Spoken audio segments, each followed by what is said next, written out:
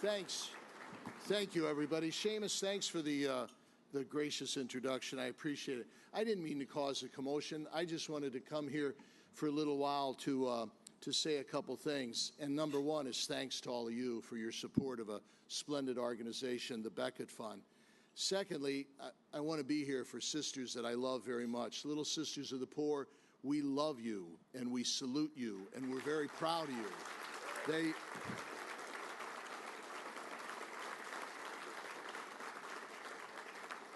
You know I'm on the waiting list to get into their home here in the Bronx.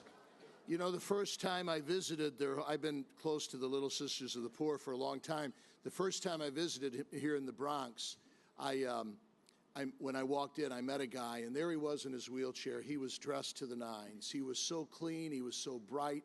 He was beaming, and I shook his hand, and he said, Cardinal Dolan, you know, here I feel like a king, and I was a beggar. And that's what the Little Sisters of the Poor are all about. They don't care about a person's money or background. They don't care about where they came from. All they know is that person's a child of God, made in his image and likeness, destined to spend all eternity with God. And all they want to do is serve that person with dignity and respect. And they don't need any interference from the government, or they don't need people to come in and tell them what to do because they're doing God's work.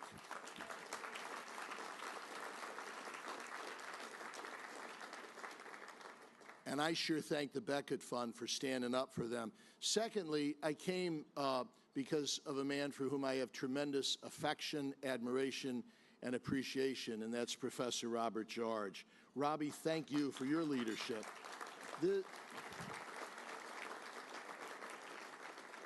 This is a guy of impeccable scholarship who has reminded us in such a compelling, credible way that our freedoms, they don't come from government. They come from who we are. They come from Almighty God. And governments and courts are supposed to defend them and stand up for them, not take them away. Robbie's reminded us as well that this defense of religious liberty, this isn't some confessional denominational matter. This is not just a religious matter. This is a human rights issue. This is a civil rights issue, and this goes to the core of what makes us most proud to be American citizens, religious liberty. Thank you. Thank you very much, Robbie.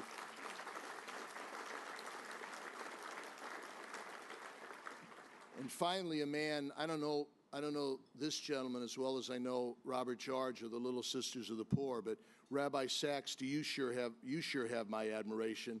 Reading you, watching you, reading 20 times that excellent talk you gave for First Things last October, I don't know of a man who understands the theology of Pope Benedict XVI more than you do, and I don't know of a man who has reminded us in a particularly cogent way that a world without religion is condemned to violence and bigotry and hatred.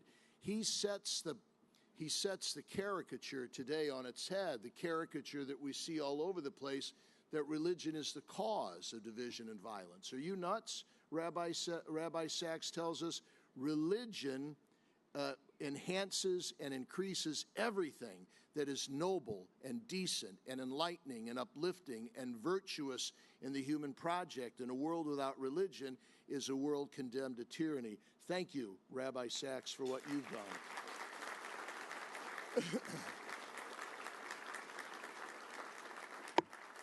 So now you know why I came.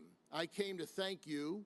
I came out of my love for the Little Sisters, my tremendous admiration and appreciation for Robbie George and for Rabbi Sachs. I didn't come to dance, okay?